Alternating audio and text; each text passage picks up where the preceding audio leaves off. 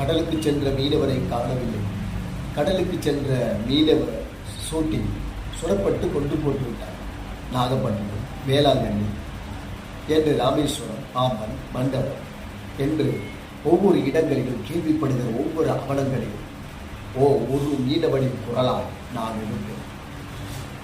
தடையே இல்லை, தடையே இல்லை, மீனவனுக்கு தடையே இல்லை, உயிர் போனாலும் உழைப்பவன் மீனவன்,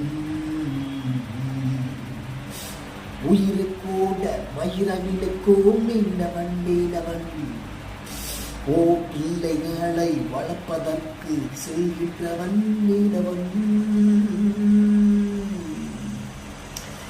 எத்தனை பிரச்சனை வந்தாலும் தன் உழைப்பை மட்டும் விடாதவன், மலைகள் கூட கதரும் மீனவனின் குரலை கேட்டு கதரும், அரசாங்கமும் கதரும், கச்சை தீவை மீட்டு தருவேன் என்று சொன்னார், கச்சை தீவை தரவில்லையே மாற்றம்.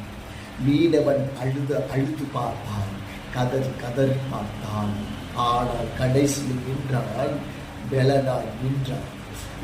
நீ ஒடுக்கினால் அவன் ஒடுங்குவானா, நீ நறுக்கினால் அவன் நறுங்குவானா, நீ சிரிச்சினா, நீ நக்கல் அடிச்சினா அவன் அழுதுடுவானா.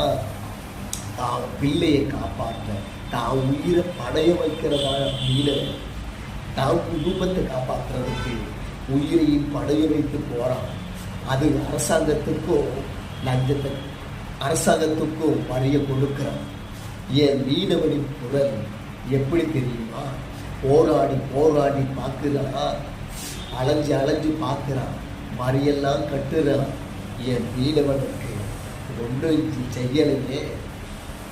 எத்தனை வாலிபன் செத்தான், எத்தனை பிள்ளைகளை தாலி அறுத்தான், எத்தனை விதவைகள் இருக்கிறது. அது இதுவா நடக்கிறதே, தேசம் பார்த்து கொள்ளுதே, சிரித்து கும்பலாடுதே, வேடிக்கை பார்க்குதே. இது என்னையோ கல்லை இதுவோ அவலங்கள் மீனவர் குரலை கேட்பதில்லை, மீனவர் குரலை